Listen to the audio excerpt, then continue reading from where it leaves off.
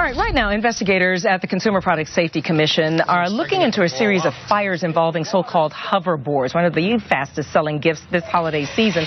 Almost every kid out there wants one, but look at that.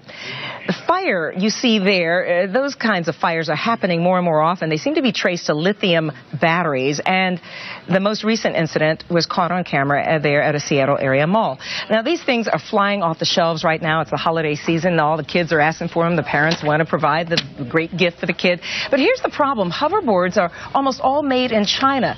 They're not toys, they're not vehicles, which means that they are also not regulated.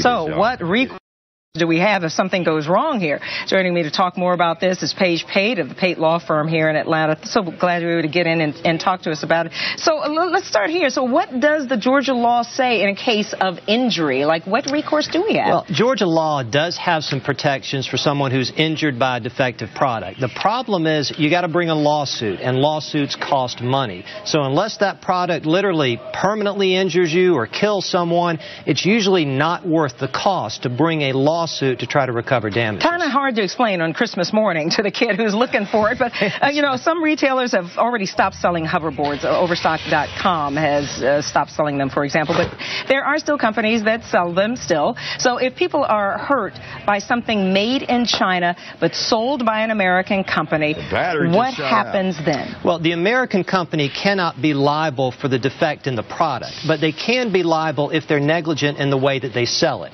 In other words, if they're aware that something's wrong and they put it out there into the stream of commerce, they can be liable. If they know that there's a risk or that the battery is above the grade that it should be, they have to warn people. And if they don't, they can be liable. All right. And then we got to expand this out, because now this doesn't just stay within the framework of a hoverboard, but also smartphones. So we've also heard of used or refurbished smartphones catching fire. The manufacturer, is the manufacturer responsible if it catches fire, or is it the person who sells the smartphone responsible? Well, it depends on what happens to the smartphone. A manufacturer is responsible for making the product as safe as he can be. And if it's not safe when it leaves the manufacturer, then the manufacturer can be liable. But if somebody changes that product, in other words, if I buy it, put some gadgets on it, make it different, then the manufacturer is no longer liable if that's what causes the injury. Oh, and therein lies the difficulty, because like, what counts as a change to the product? That's right. Very complicated law. All right. All right. So should you buy the hoverboard or not? I wouldn't buy it. Not for my kids. Oh, okay.